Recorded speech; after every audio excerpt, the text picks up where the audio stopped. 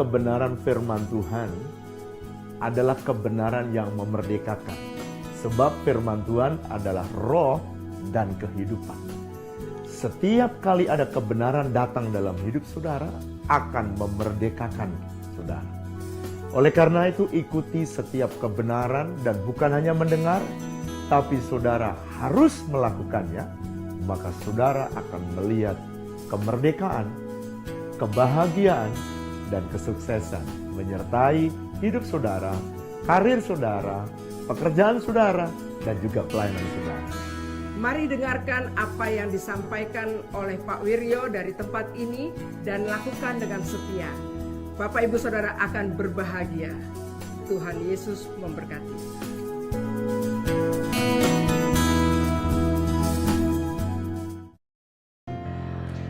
Mari angkat Alkitab kita deklarasikan bersama-sama. 1, 2, 3. Aku percaya firman-Mu berkuasa.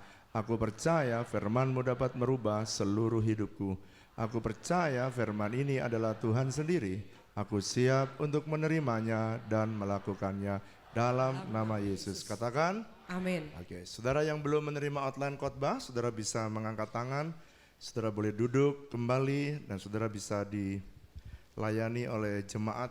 Yang gak punya ballpoint juga bisa dilayani oleh jemaat. Shalom Bapak Ibu Saudara, tahun 2017 adalah tahun mujizat penuaian. Katakan bersama-sama dengan saya, tahun 2017 adalah tahun mujizat penuaian. Nah, hari ini kita akan lanjutkan bicara tentang Become One, bagian yang ketiga. Ketika kita menjadi satu, menjadi intim, ya, membangun kesatuan, maka Tuhan berjanji sebab kesanalah Tuhan akan memerintahkan berkat. Bukankah di tahun mujizat penuaian ini kita semua rindu mengalami berkat Tuhan yang berkelimpahan? Nah, salah satu kunci bagaimana kita mengalami berkat adalah menjadi keluarga yang menjadi satu. Amsal 24 ayat 3 dan 4 berkata, dengan hikmat rumah didirikan, dengan kepandaian itu ditegakkan, dan dengan pengertian kamar-kamar diisi dengan bermacam harta benda yang berharga dan menarik. Ya, jadi membangun keluarga itu perlu hikmat. Tadi news juga saya sudah sampaikan, kita memerlukan semuanya ini. Nah, lalu apakah ketika membangun keluarga diperlukan cinta? Hari ini kita akan bicara jodoh apa bukan?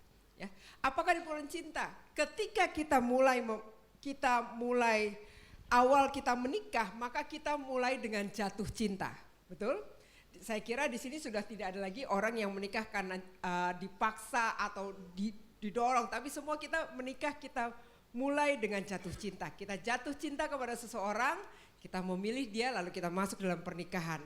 Tetapi jatuh cinta itu tidak cukup untuk membangun keluarga yang bahagia. Setelah kita masuk dalam pernikahan, kita masuk dalam keluarga. Untuk membangun keluarga yang bahagia, maka kita perlu membangun cinta. Ya. Kita buka Alkitab kita, Kidung Agung pasal yang ke-8 ayat yang ke-7. Kidung Agung pasal 8 ayat yang ke-7. Saya ingin kita baca ayat ini bersama-sama.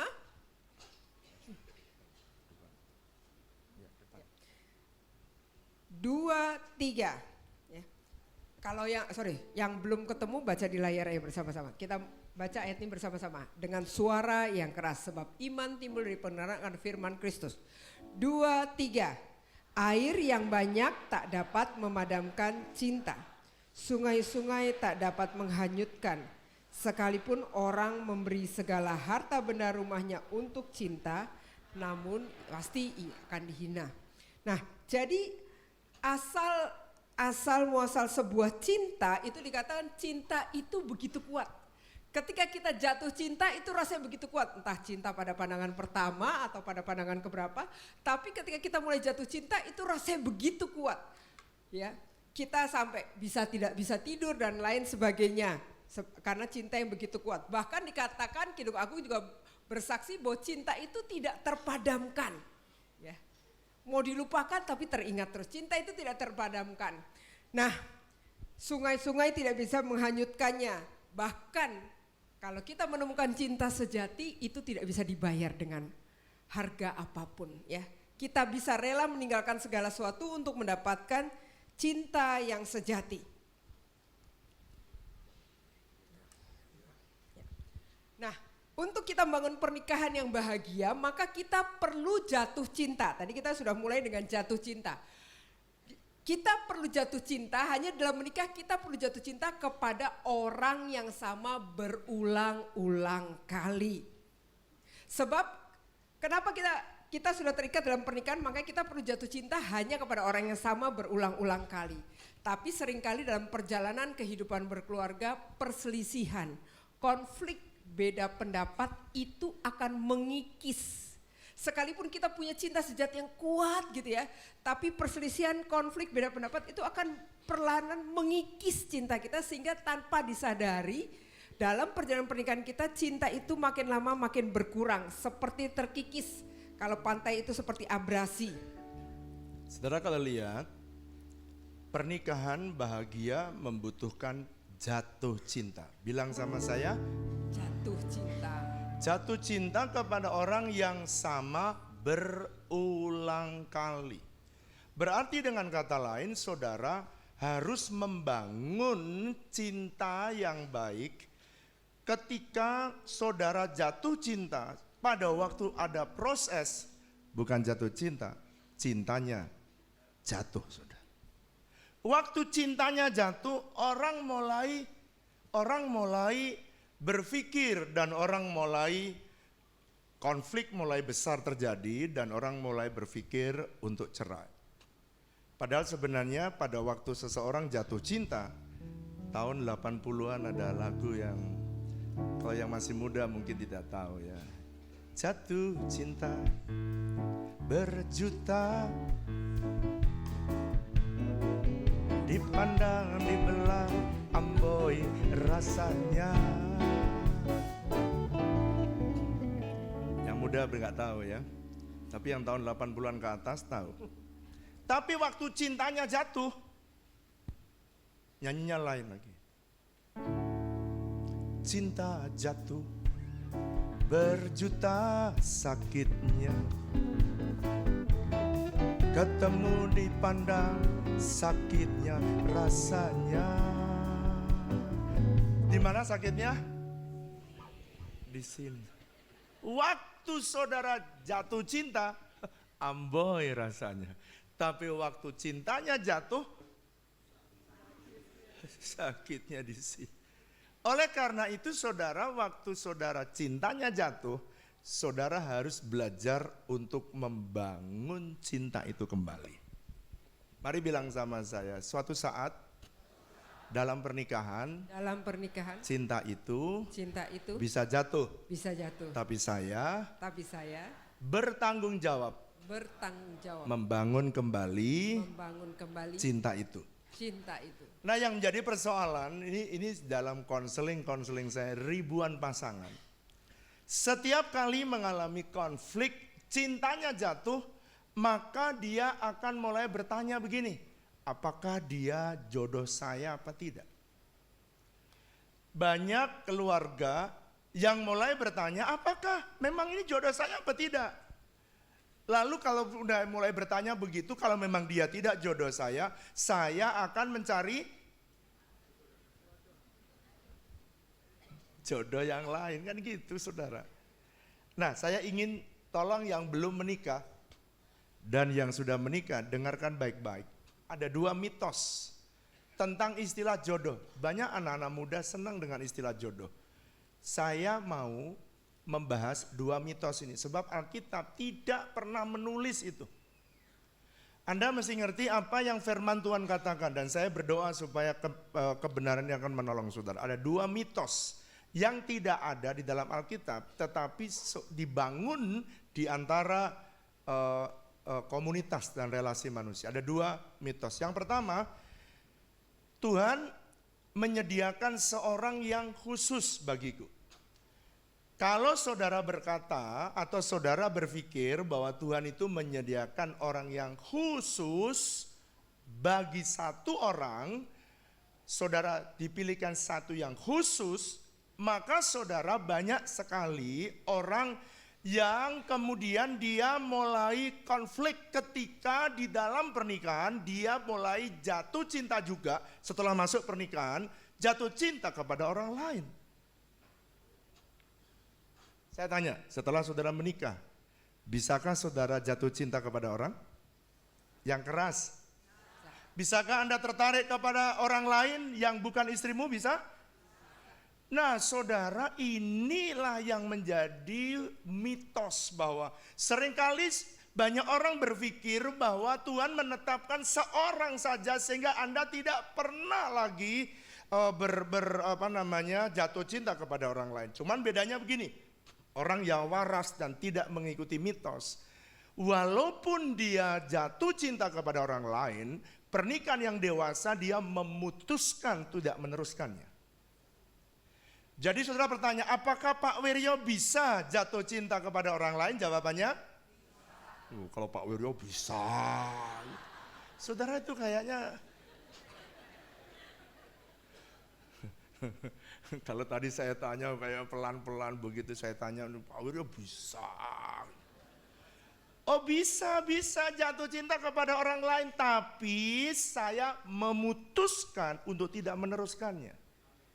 Sehingga sampai hari ini, saya hanya ada satu orang di hati saya. Dan kan, Pak? itulah orang yang di samping saya, saudara. Jadi saudara, mitos ini menepis begini, Anda perhatikan, menepis bahwa saudara menikah dengan nyonya ideal, tuan yang sempurna.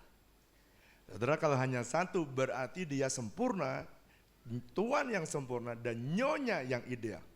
Oleh karena itu saya ingin memberitahu kepada saudara, ini yang Tuhan katakan, bagaimana sebenarnya sih Tuhan menyediakan pasangan yang benar. Sebab jodoh ini sering dikupas di majalah-majalah pemuda, majalah-majalah keluarga, tetapi tidak biblical. Sekarang saya minta media keluarkan lingkaran saya. Beginilah Tuhan menolong saudara untuk menemukan pasangan hidup. Yang pertama, dunia ini saudara boleh bergaul dengan siapa saja. Bergaul menurut 1 Korintus pasal 5 ayat 9 sampai 10. Anda bisa baca ayatnya panjang. Dan saudara bisa bergaul dengan semua orang. Mari katakan bersama saya boleh bergaul dengan semua orang. Lalu kemudian setelah saudara bergaul dengan semua orang, di dunia ini ada yang pencopet, penipu, perampok, teroris. Maka Rasul Paulus memberi nasihat jelas melalui firman Tuhan dalam Efesus pasal 5. Kalau kamu mau berkawan ini lingkupnya lebih kecil. Ada orang yang tidak bisa saudara ajak berkawan, lingkarannya lebih kecil. Siapa dengan siapa saudara berkawan, yakni dengan orang yang punya value yang sama. Dalam Efesus pasal 5 ayat ke-7, jangan kamu berkawan dengan mereka, orang yang dusta, orang yang mencuri, orang yang Cina, jangan bergaul dengan mereka, jangan bersahabat atau berkawan dengan mereka.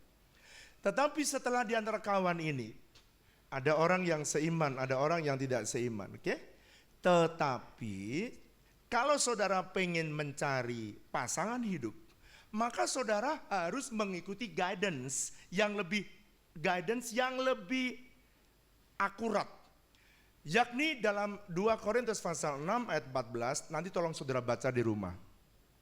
Tuhan berkata, janganlah kamu merupakan pasangan dengan orang yang tidak seimbang, yakni orang yang tidak percaya. Apa artinya? Tuhan mau supaya saudara mengambil pasangan hidup orang yang seiman. 2 Korintus pasal 6 ayat 14. Pertanyaan saya. Apakah orang yang seiman hanya satu atau banyak? Banyak saudara.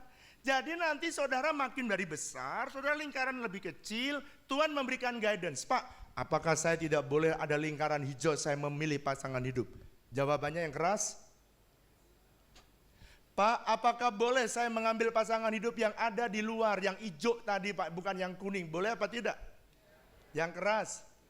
Kalau Tuhan berkata tidak, jangan saudara lewati. Makanya saudara ada orang, sekarang pertanyaan saya, ada nggak anak Tuhan yang menikah dengan orang yang tidak seiman? Jawabannya ada, tapi dia harus pay the price more. Dia harus bayar harga yang lebih mahal. Karena dia mau ke gereja, dia nggak mau. Dia membaca firman, dia nggak mau.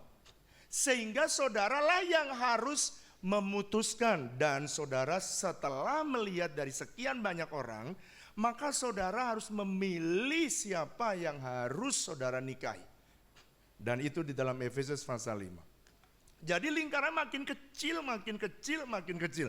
Saudara harus memilih orang yang dewasa, yang bisa memiliki tanggung jawab, dan dia memiliki karakter yang baik. Anda yang boleh memutuskan. Jangan pernah berpikir bahwa Tuhan memilih cuma satu orang untuk saudara. Sehingga waktu ketemu, saudara berpikir dialah Tuhan yang sempurna dan dialah nyonya yang ideal yang bertemu dengan saudara pada saat saudara masuk dalam pernikahan. Nah sekarang saya cerita ya. Pada waktu saya, supaya saudara ngerti, pada waktu saya mahasiswa, ya saya bergaul dengan banyak orang. Oke? Lalu saya bersahabat dengan jumlah orang yang lebih sedikit. Tetapi untuk memilih pasangan hidup, untuk saya bisa dating, maka saya memilih orang yang sungguh-sungguh di dalam Tuhan, dan dia anak Tuhan, dan dia dewasa. Pada waktu saya mau mulai berdoa untuk pasangan hidup, waktu dulu itu fans saya sangat banyak, saudara. Ya kalau nggak percaya tanya Bu Flora dah. Ya temannya banyak karena banyak, dia pinter.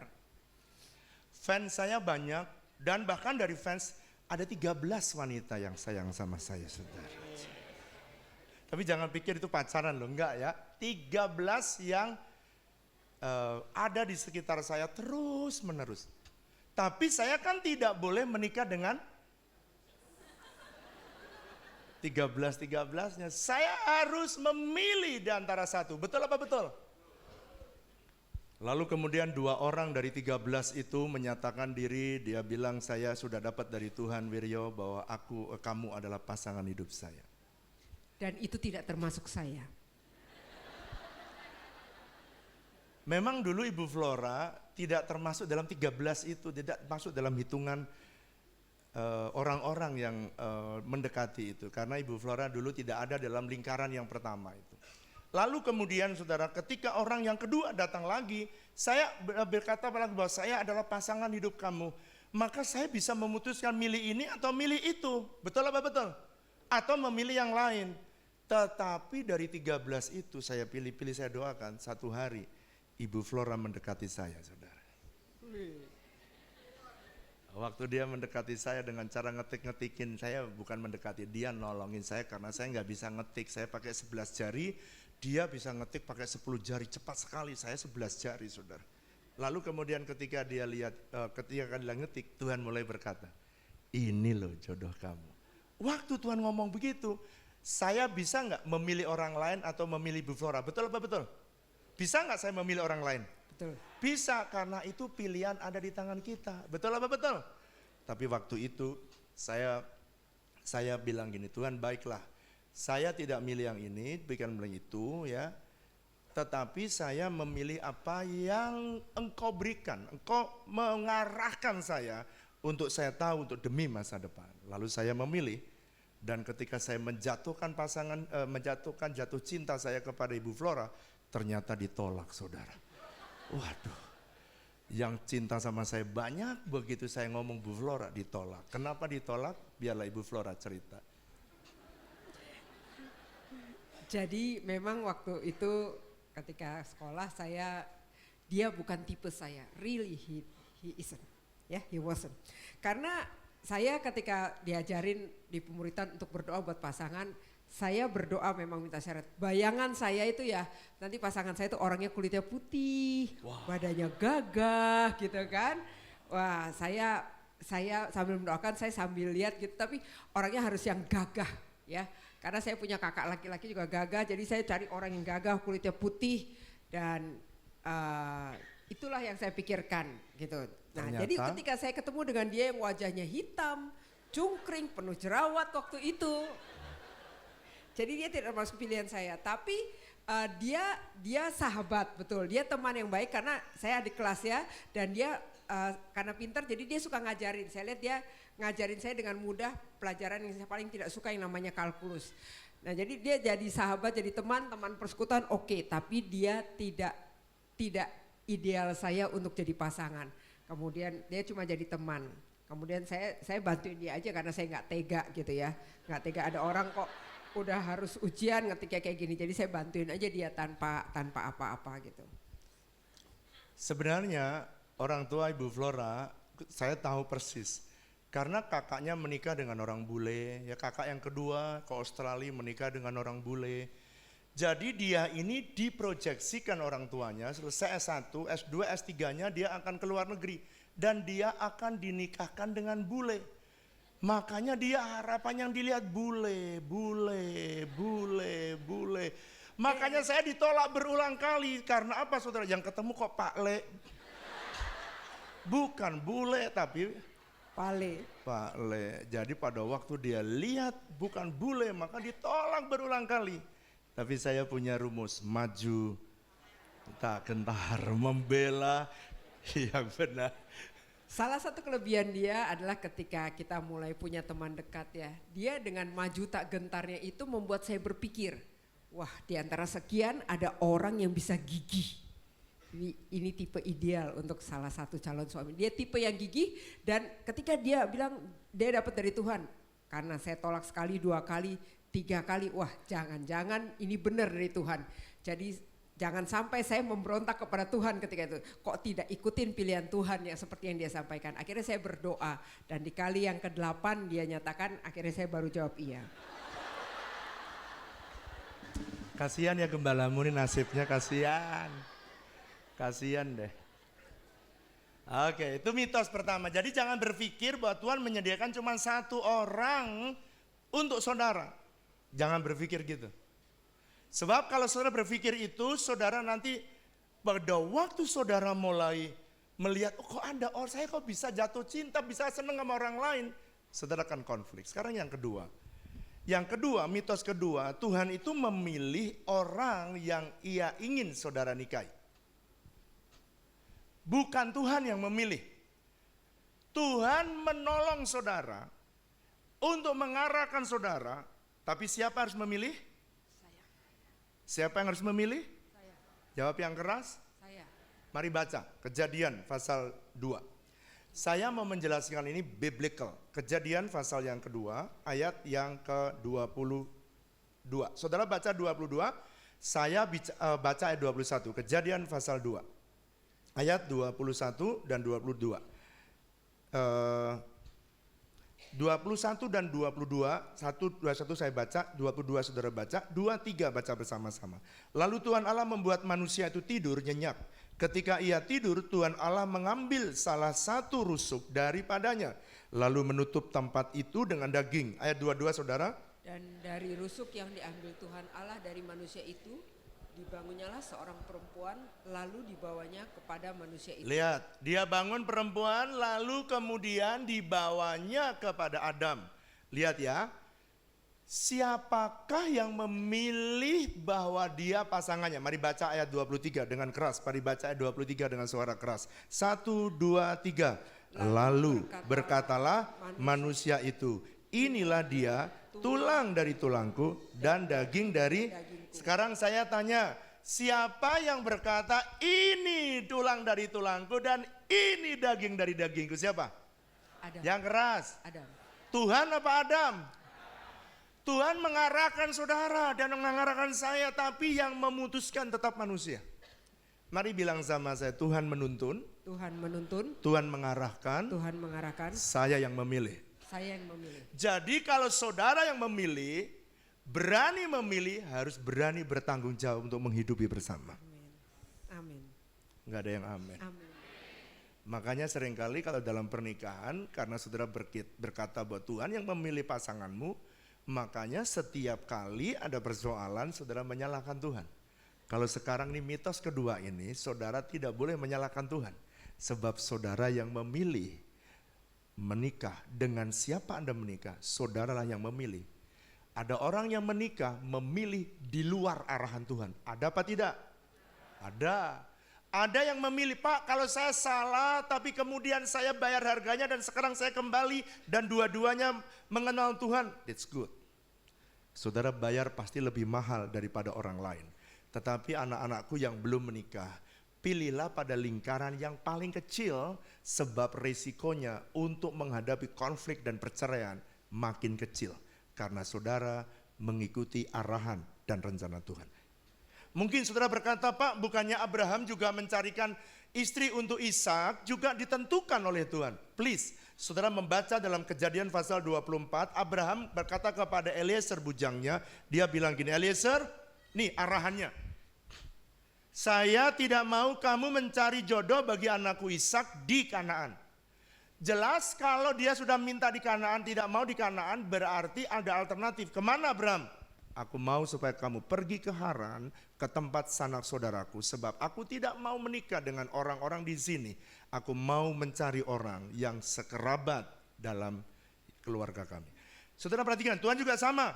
Tuhan mau memilih saudara dari sekian banyak orang bergaul lalu berkawan. Tuhan mau saudara kalau mau memilih untuk pasangan, untuk dating, saudara harus memilih pada lingkaran yang lebih kecil, yakni orang yang percaya kepada Tuhan Yesus. Pak, kalau begitu orang yang lain gak boleh saya pilih. Ya gak boleh. Kalau saudara memilih dengan keputusanmu sendiri, Tuhan memberikan arahan. Kalau keputusan tetap ada di tangan saudara. Tapi Eliezer, dia tidak mau mengambil Kanaan karena Abraham sudah memberi arahan, dia pergi ke Kanaan. Lalu pertanyaannya, ada yang bertanya kepada saya, Pak, bukankah Tuhan yang menunjuk Ribka? Saudara kalau membaca di dalam Kejadian pasal 24 ayat 13 sampai 19, pada waktu Eliezer sampai di tanah Haran, maka dia berkata begini, demikianlah katanya kiranya terjadi begini. Dia yang bilang, kiranya terjadi begini, ketika ada orang membawa buyung dan aku minta supaya aku diberikan minum, dia akan berkata, minumlah dan unta-untamu juga akan kuberikan minum. Orang itulah yang akan menjadi istri bagi tuanku Ishak. Pertanyaan saya, siapa yang ngomong jadilah kiranya begini? Siapa yang ngomong? Eliezer, bukan Tuhan. Tuhan mengarahkan lewat Abraham, lewat Eliezer, Abraham mengalahkan Eliezer, dan akhirnya Tuhan membuat rencana Eliezer tergenapi. Makanya saudara dan saya perlu berdoa kepada Tuhan, supaya sekalipun hati kita menginginkan yang itu, tetapi baiklah kita menuruti apa yang firman Tuhan katakan. Sebab apa yang difirmankan Tuhan itulah selalu yang terbaik bagi kita. Yang percaya tepuk tangan yang meriah buat Allah kita. Tepuk tangan yang meriah buat Allah kita. Katakan amin. Jadi kalau begitu Pak, kalau saya memilih orang yang tepat, perhatikan. Kalau saudara sudah memilih pada lingkaran yang tepat. Oke, sekarang saya tidak membahas yang di luar. Kalau saya sudah memilih yang tepat, tetapi saya memperlakukan tidak benar dengan pasangan yang saya pilih tepat tadi, maka saya juga akan mendapati orang yang tidak tepat. Atau saya mendapati orang yang salah. Dengan kata lain, ketika saya mendapati orang yang tepat, udah dalam lingkaran kecil, tapi saya memperlakukan salah, maka saya juga menemukan pasangan yang salah. Jadi tidak cukup mendapatkan orang yang tepat, tapi kita sendiri harus belajar jadilah pasangan yang tepat bagi pasangan kita. Amen. Dan memperlakukan pasangan kita dengan benar, sehingga kita menjadi keluarga yang bahagia. Nah, jadi Efesus 5 ayat 22 sampai 23 itu menjadi guidance dalam kehidupan berumah tangga. Ingat ketika kita menikah, di sini ada yang pengantin baru, ada yang sudah sekian tahun. Ketika kita menikah, kita mengucapkan janji nikah. Aku akan mendampingi engkau baik pada waktu sehat dan sakit, baik pada waktu susah ataupun senang. Artinya kita saling mengasihi dalam segala keadaan. Martin Luther King berkata, tidak ada hubungan, persekutuan atau persahabatan yang lebih indah, lebih menyenangkan, persekutuan yang lebih menyenangkan selain daripada perkawinan yang baik. Jadi kesimpulannya bagaimana Pak dari semua yang disampaikan? Perhatikan ini kesimpulannya ya. Menikah dengan orang yang tepat atau orang yang benar atau seringkali disebut jodoh, itu tergantung dari cara kita memperlakukan pasangan kita. Kalau saudara memperlakukan pasangan saudara salah, saudara akan merasa mendapatkan pasangan yang salah. Ketika saudara memperlakukan benar, maka saudara akan menemukan pasangan yang benar. Jadi saudara, yang benar-benar membuat Anda bahagia adalah saudara menikah dengan orang yang benar. Orang yang mengikuti guidance firman Tuhan. Lalu yang kedua, saudara memperlakukan pasanganmu dengan benar. Niscaya keluargamu dipastikan berbahagia. Nah, sekarang lihat saya ke depan.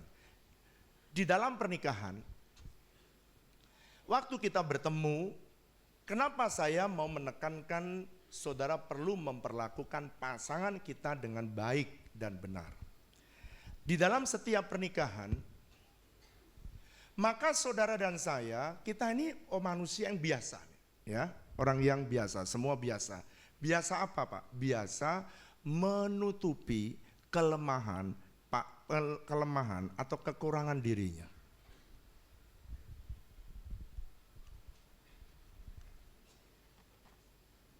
Saya rela muka saya jelek hanya untuk supaya saudara bisa mendapatkan understanding. Sekarang lihat saya ke depan. Muka saya dan muka Bu Flora jelek apa tidak? Yang jelas pakai topeng, Pak. Jadi kenapa saya memakai topeng? Karena begitu masuk dalam pernikahan, kita mencoba menyembunyikan apa yang buruk dari dalam hidup kita. Dan kebanyakan kita ingin merubah pasangan kita dan kita ingin mencopot apa yang buruk dari dalam hidupnya, tetapi selalu mendapatkan perlawanan dari pasangan kita. Kita contoh ya, saya ingin mengubah karena Bu Flora, kalau saya salah langsung meledak. Maka saya bilang gini, udahlah saya mau ambil, kamu tuh suka marah itu. Jangan Kamu ikut-ikutan dong, saya kasih tahu kok dibilang marah. itu Jangan loh, ikut-ikutan. yang marah itu loh diambil dulu. Papa kok yang salah, kok nggak mau ngaku salah? Udah jangan ikut-ikutan. Jadi kalau saya mau mengambil topengnya dia, selalu mendapatkan hambatan. Jadi kalau begitu apa yang mudah buat saya lakukan? Oh, kalau dia marah, saya dilatih Tuhan untuk sabar. Maka saya ngumpet di belakang dan dengan pelan-pelan saya bukalah ketidaksabaran saya. Dan saya akhirnya berubah menjadi orang yang sabar. Ketika saya menjadi sabar, saya menjadi orang yang lebih baik dari waktu yang biasa. Maka saya berubah menjadi better me. Orang yang lebih baik dari orang lain dari waktu saya mengenal dia. Ketika suami saya berubah, ketika saya lihat dia berubah dan saya berpikir kalau dia saja bisa jadi lebih baik, kenapa saya tidak coba menjadi istri yang lebih baik dengan dia? Apa yang dia tidak suka pada saya, yaitu marah. Kenapa saya tidak berusaha belajar? Kalau selama ini dia berusaha membongkar kemarahan saya marah. Tapi ketika saya melihat suami saya lebih baik gitu ya, dalam hidupnya memperlakukan saya, kenapa saya tidak belajar membuka topeng saya dan belajar untuk tidak menjadi marah. Saya buka topeng saya buka semua kelemahan saya dan saya belajar ya. Saya belajar untuk menjadi lebih baik. Saya belum menjadi sempurna tapi saya belajar menjadi lebih baik, menjadi pasangan yang lebih baik bagi suami saya. Perhatikan, dari yang biasa menyembunyikan kelemahan, sekarang suami menjadi better, menjadi lebih baik dirinya, better me. Istri yang melihat perubahan suami, maka istri juga berubah menjadi better me. Kalau dua-duanya makin berubah, makin baik, lebih baik, maka dua-duanya akan mengalami perubahan, dua-duanya menjadi better way. Itulah sebenarnya yang dirindukan dari setiap keluarga yang saudara dan saya alami. Amin. Itulah yang Tuhan inginkan agar keluarga kita makin hari makin menjadi lebih baik. Amin. Yang ngerti katakan? Amin. Jadi dari yang biasa menyembunyikan kelemahan, berubah diri kita menjadi lebih baik. Dan karena diri kita menjadi lebih baik, pasangan kita menjadi lebih baik. Ketika dua-duanya suami dan istri berubah menjadi lebih baik, maka dua-duanya menjadi lebih baik. Pasangan keluarga kita makin hari dilihat oleh orang lain, pasangan kita semakin baik.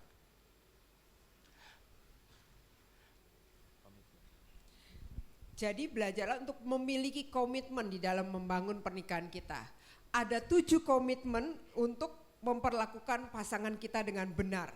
Sehingga dalam kehidupan pernikahan kita maka otomatis pasangan kita itu menjadi jodoh kita dan keluarga kita menjadi bahagia. Ya, ada 7 komitmen. Yang pertama adalah komitmen untuk tetap terus dating, tetap terus berpacaran dengan pasangan kita. Jadi ketika kita menikah, jangan biasakan karena kita udah punya anak-anak kesibukan, seringkali waktu kita berdua malah kita lebih sering isi dengan beda pendapat karena kita nggak mau bertengkar depan anak-anak. Sayang, ya beda pendapat boleh tapi pergunakan juga ada waktu kesempatan untuk tetap terus berpacaran. Pergunakan waktu untuk dating. Nah ini penting ketika kita makin umur pernikahan kita makin panjang. Anak-anak kita sudah keluar dari rumah, jangan sampai ketika anak-anak sudah tidak ada di rumah kita menjadi orang yang kaku satu sama lain karena lupa pacaran itu gimana. Ya. Jadi justru ketika kita ada di tengah keluarga kita tetap komitmen untuk terus berpacaran. Sehingga ketika kita tinggal berdua, seperti hari ini kami tinggal berdua, ya kita akan tetap menikmati kemesraan di antara kita. Saya berdua sekarang tiap hari bisa dating. Dan kita memutuskan untuk terus dating supaya tidak mengganggu keluarga anak kita. Karena kita harus terus mengasihi pasangan kita sampai Tuhan memisahkan kita. Yang kedua, yang harus dibangun. Komitmen yang kedua yang harus dibangun adalah untuk saling membantu, bukan saling mengkritik, supaya kedua-duanya bisa bertumbuh bersama-sama. Bapak Ibu yang dikasih oleh Tuhan, salah satu alasan saya kenapa dulu ketika calon suami saya ini menyatakan saya menolak adalah karena bagi saya dia itu orang yang terlalu hebat. Dia ketika mahasiswa sudah melayani kemana-mana, dia dikenal sebagai penginjil waktu itu ya. Dia banyak melayani jiwa-jiwa, sementara saya walaupun saya melayani tapi saya nggak seperti dia. Saya bukan public figure, saya orang yang lebih senang bikin acara gitu. Jadi saya itu dulu nggak bisa khotbah, nggak bisa konseling. Kalau ngomong sama orang konseling tuh saya bukan orang yang terlalu sabar gitu. Jadi itu salah satu alasan kenapa dia saya tolak sampai 8 kali gitu. Karena bagi saya bedanya terlalu jauh, jadi saya berpikir wah nanti kalau saya menikah dengan dia bisa nggak ya saya jadi istrinya pengkhotbah, bisa nggak ya saya menemani dia konseling. Itu menjadi ketakutan saya, wah daripada saya takut terus mendingan saya jawab tidak gitu ya. Nah tapi ketika kemudian tadi saya bilang wah saya takut Tuhan, jangan-jangan nih benar dia pasangan saya. Akhirnya saya belajar, saya terus doakan, saya bilang saya ini punya rasa takut, saya doakan dan saya bilang saya memutuskan oke, kalau memang ini dari Tuhan, Tuhan harus beri saya kekuatan untuk mendampingi dia dan Tuhan saya akan nyatakan supaya dia membantu saya. Akhirnya saya bilang saya ini tidak sehebat kamu dalam pelayanan ya, tapi saya mau mengikuti Tuhan menjadi pasanganmu asal kau bantu saya ya untuk bisa jadi pasangan yang tepat bagi. Oke, saya akan bantu kamu supaya diterima toh. Setelah saya menikah saya berjanji, saudara belum pernah lihat saya khotbah dengan Ibu Flora. Tapi satu saat saya tolong dia, saya encourage. Memang pasangan itu harus saling berkomitmen untuk saling membantu, menopang, menolong, menuju destiny, bukan mengkritik. Satu demi satu akhirnya saudara bisa lihat dia sekarang bisa menemani konseling yang wanita dan hari ini dia bisa menemani saya khotbah. Kalau saya khotbah keluarga, siapa yang paling cocok menemani saya menceritakan tentang kehidupan pernikahan saya? Pasti hanya istri saya. Betul apa betul? Makanya hari ini bukankah saudara diberkati dengan khotbah Ibu Gembalamu? Ini karena komitmen kita untuk saling membantu dalam bertumbuh. Sebaliknya saya begitu menggembalakan dulu waktu mahasiswa, it's okay, saya tidak terlalu care dengan kelemahan saya ini. Saya ini orang yang people oriented. Sehingga saya kalau sudah ngomong dengan orang lupa waktu. Orang yang ketemu saya janji seperempat jam bisa jadi 2 jam, saudara. Karena dia asik mendengarkan cerita saya. Akibatnya saya kalau janji dengan orang sering tidak menepati. Satu hari saudara saya mengalami kesedihan oleh karena saya janji di hari yang sama, jam yang sama, ada 3 orang yang ketemu saya dan mau menghadap saya. Jadi akhirnya saudara yang satu menghadap, yang 2 pulang dengan marah-marah. Dan sejak itu daripada menimbulkan kepahitan, maka saya sering dinasihati oleh istri saya dan mulai hari saya bilang tolonglah saya. Kemudian Ibu Flora mulai menolong saya menata jadwal. Jadi saudara kalau setiap kali ada orang yang kalau dulu, Pak tolong ya pelayanan tanggal sekian, saya jawab iya. Pak saya mau ketemu konseling, saya jawab iya. Kalau saya Pak saya pengen ketemu mau ngobrol sebentar, saya jawab iya. Akhirnya semua orang ketemu dengan saya bilang iya. Bapak kan udah janji ya. Lama kelamaan integritas saya mulai buruk. Dan istri saya menolong supaya saya menjadi pribadi yang berintegritas. Kalau saudara lihat hari ini gembalamu punya integritas. If yes say yes, if no say no. Karena saya ditolong untuk bertumbuh di area ini. Sebab kalau Ibu Flora, saudara jangan heran kalau saudara dijanjikan ketemu saya 1 jam, 1 jam kurang 10 menit, Ibu Flora akan masuk ke ruangan dan memberitahu 10 menit lagi kamu bab waktunya. Karena dia adalah orang yang very strict dengan waktu. Dan dengan itu saya bertumbuh sehingga saya tidak mengecewakan banyak orang. Komitmen yang ketiga adalah komitmen untuk memiliki waktu liburan berdua, romantic getaway untuk merajut cinta. Jadi ada banyak macam liburan bersama teman-teman pelayanan is okay ya, habis pelayanan kita pergi santai sebentar is okay. Nah ada waktu ketika ada libur panjang, mungkin libur anak sekolah atau libur akhir tahun, kita bisa pergi libur sama orang tua, sama mantu, anak, cucu, semua keluarga besar kita bisa kumpul bareng. Itu juga menarik ya, tapi kita juga perlu waktu untuk liburan berdua. Apa tujuan liburan berdua? Adalah untuk memadu dan merajut cinta, membangun kembali cinta kita di antara kita berdua. Bisakah saudara bayangkan kalau dulu kita menikah kita sering honeymoon, betul apa betul? Semua orang menikah punya waktu entah seminggu atau 2 minggu honeymoon. Nah andaikan saudara setelah menikah sekian lama, saudara makin mapan, bukankah lebih bagus kalau kita punya waktu honeymoon berkala? Setahun sekali saudara bikin honeymoon. Kalau dulu uangnya pas-pasan karena baru menikah. Semua serba pas. Hanya untuk menikah pas. Untuk beli rumah pas. Untuk makan pas. Jadi liburannya enggak panjang. Tapi sekarang saudara sudah mulai bertumbuh. Saudara bisa merencanakan liburan berdua lebih baik.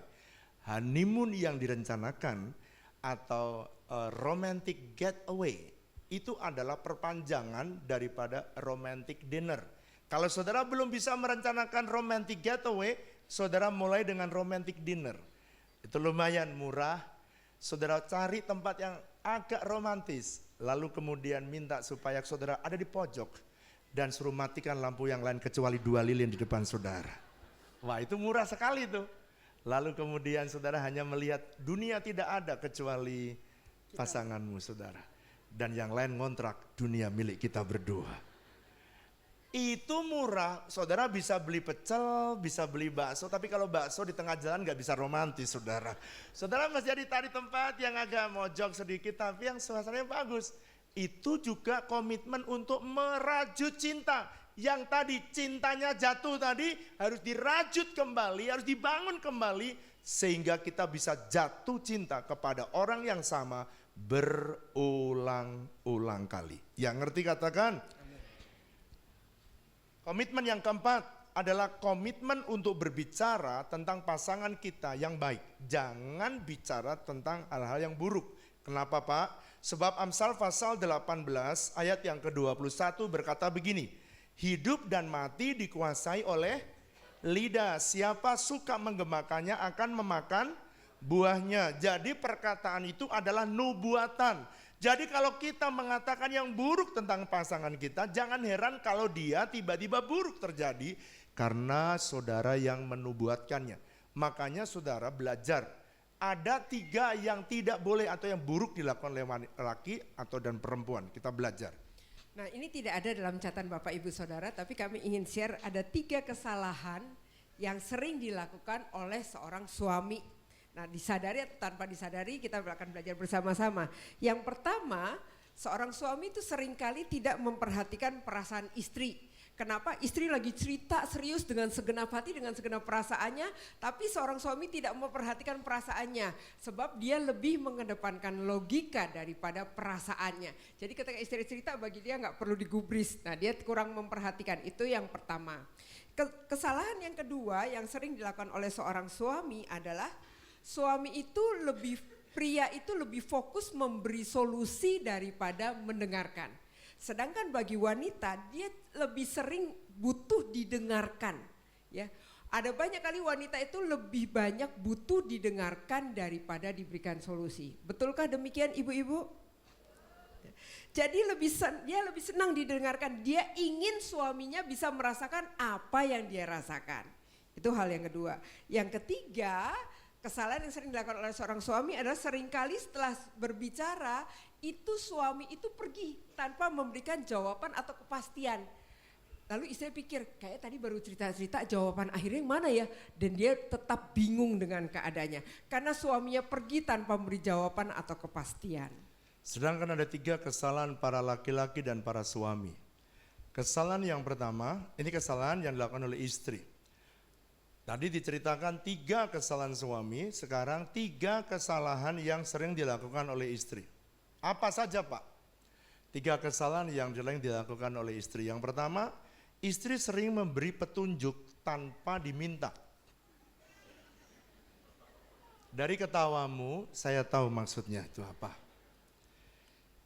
Istri yang menunjukkan perhatian, pengennya dia menunjukkan perhatian kepada suaminya, tapi suaminya merasa dikontrol karena dia tidak pengen pengen diajarin, ditunjukin. Suami itu saudara ya punya pride sendiri. Termasuk pendeta juga punya pride.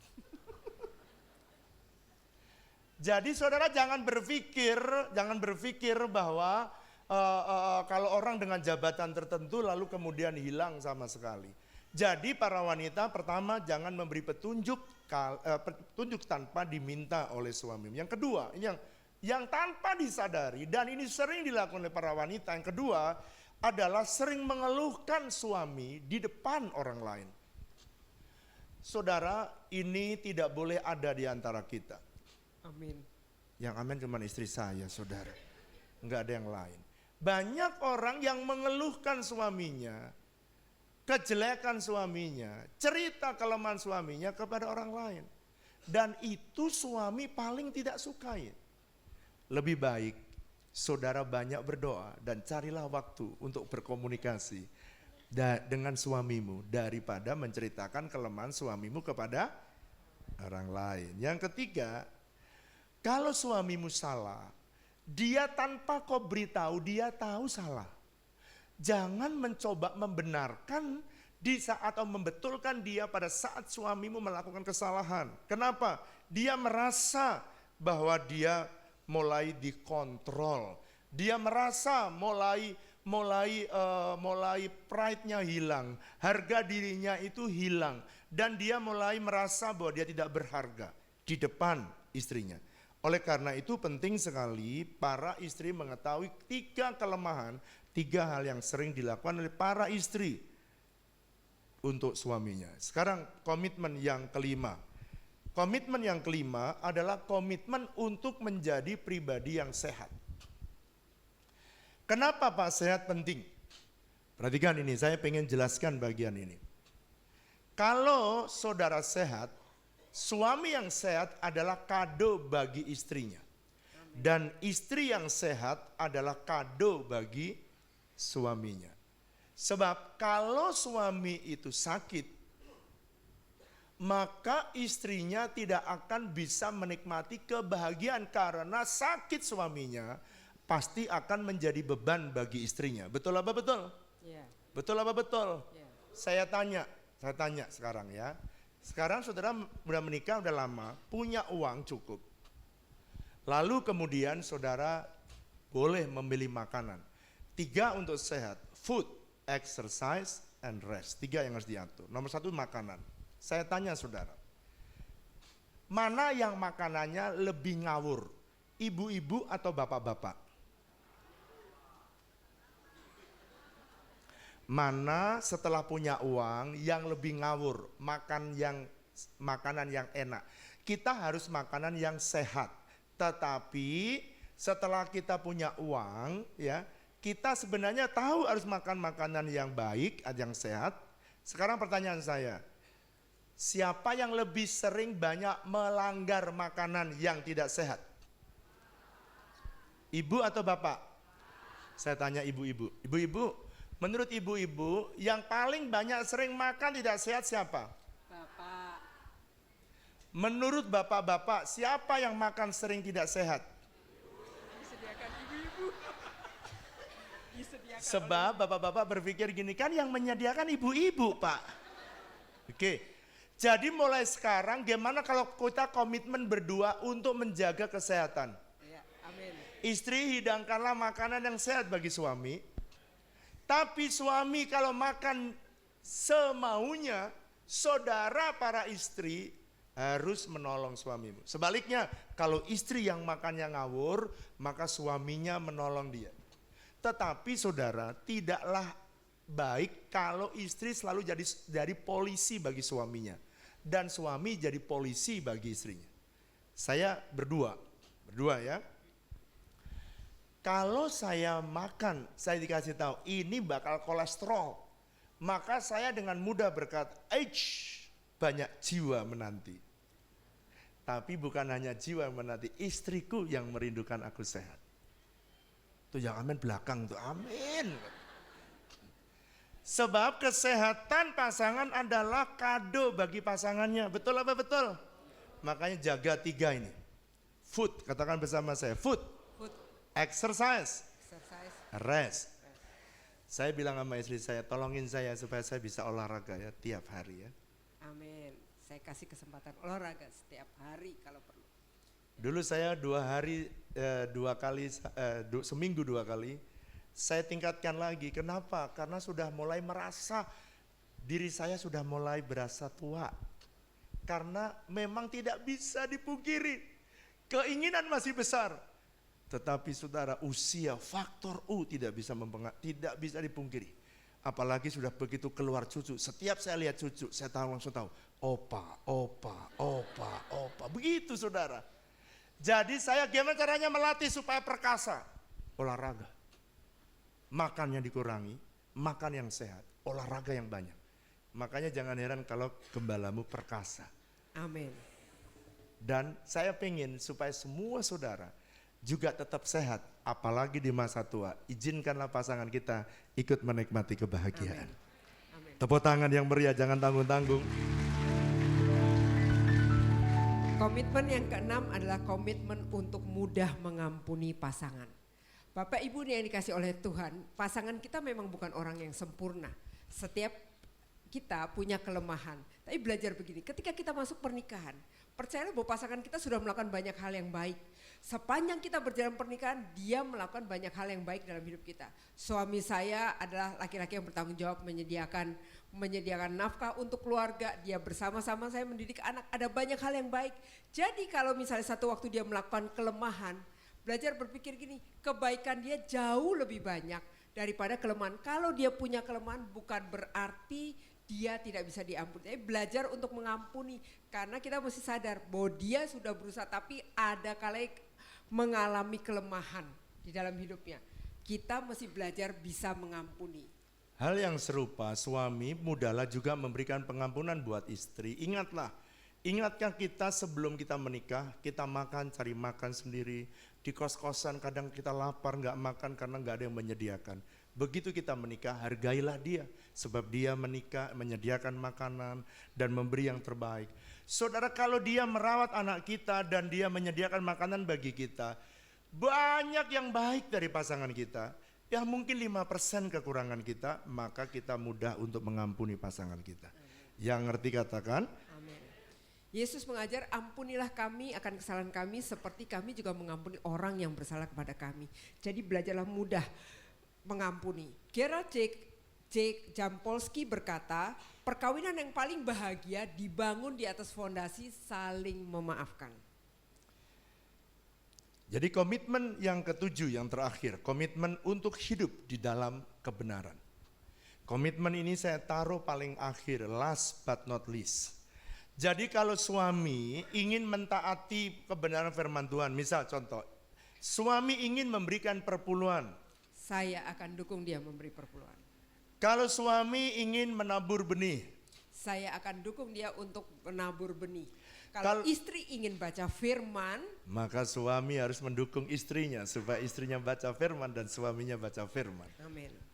Dan kalau seorang suami atau seorang istri ingin supaya di rumah tangganya ada mesbah keluarga, Saya akan bangun pagi-pagi menemani suami saya membangun mesbah keluarga bersama-sama. coba saudara semua mulai hari ini, selama itu untuk membangun kebenaran, dukunglah pasanganmu, sebab ketika saudara berkomitmen untuk hidup dalam kebenaran, maka saudara berdua akan makin dekat dengan Tuhan dan hidup saudara makin berbahagia.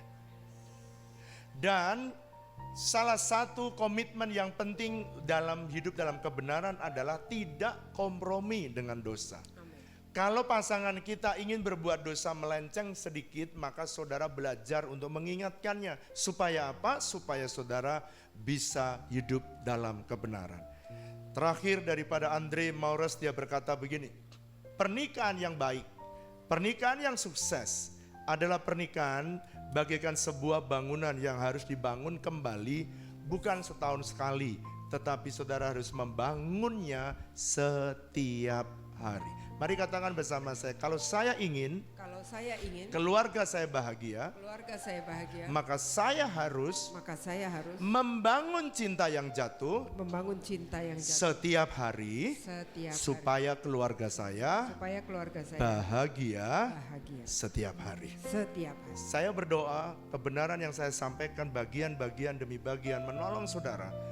Tidaklah sulit Tuhan bisa menolong saudara, mempersatukan saudara. Sebab ketika saudara memilih untuk bisa menjadi satu, Tuhan berkata, kesanalah Tuhan akan memerintahkan berkat. Saya berdoa supaya mujizat demi mujizat terjadi dalam hidup saudara. Mari saya undang pelayan-pelayan Tuhan untuk maju ke depan untuk menerima, mempersiapkan perjamuan kudus.